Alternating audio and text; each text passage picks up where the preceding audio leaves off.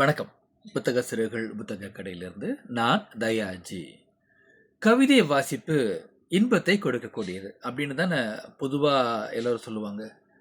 நம்ம இன்னும் கொஞ்சம் ஆழமா யோசிச்சோம்னா, கவிதை வாசிப்பு உண்மையில் நமக்கு ஒரு பதற்றத்தை கொடுக்கக்கூடியது. நம்மை பயம் காட்டக்கூடியது.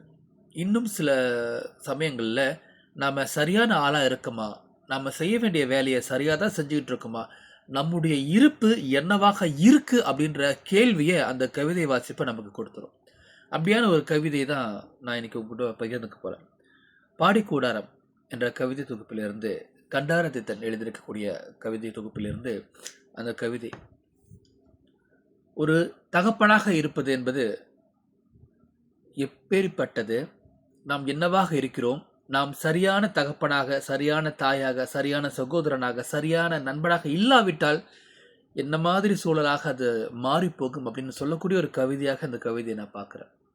நீங்கள் அப்பாவாக இருந்தால், நீங்கள் அம்மாவாக இருந்தால், நீங்கள் சகோதர சகோதரியாக இருந்தால், நீங்கள் நண்பனாக இருந்தால், உங்களுடைய இருப்பு அந்த வட்டத்தில் என்னவாக இருக்கிறது? உங்கள் கடமையில் நீங்கள் என்னவாக இருந்திருக்கீங்க அப்படின்னு உங்களை யோசிக்க வைக்கக்கூடிய கவிதையாக இதை நான் பார்க்குறேன்.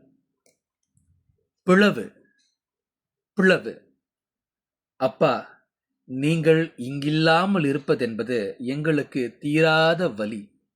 அப்பா, நீங்கள் இங்கில்லாமல் இருப்பது என்பது எங்களுக்கு தீராத வலி. நீங்கள் இங்கிருப்பதை விட அல்ல. பிளவு. அப்பா, நீங்கள் இங்கில்லாமல் இருப்பதென்பது எங்களுக்கு தீராத வலி. நீங்கள் இங்கிருப்பதை விட அல்ல. ஒரே விஷயம்தான். தகப்பனை இழந்த ஒரு மகனின் அல்லது ஒரு மகளின் குரல் இது. அப்பா, நீங்கள் இங்கே இல்லாமல் இருக்கிறது எங்களுக்கு பெரிய வலியை கொடுக்குது. அதோடு அவங்க நிப்பாட்டல. நீங்கள் இங்கே இருக்கும்போது கொடுத்த வலியை விட அதிகமான வலி இல்லைன்னு சொல்கிறாங்க. அப்போ ஒரு தகப்பனாக அந்த நபர் இவர்களோடு என்னவாக இருந்திருப்பார் அப்படின்னு ஒரு கேள்வி இருக்குது.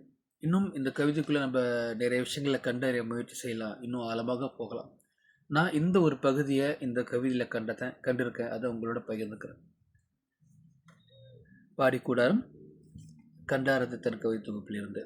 கவிதையை வாசிங்க, வாய்விட்டு வாசிங்க. கவிதையில் நீங்கள் என்ன கண்டறிஞ்சிங்க அப்படின்றத பகிர்ந்துக்கோங்க. நன்றி, வணக்கம்.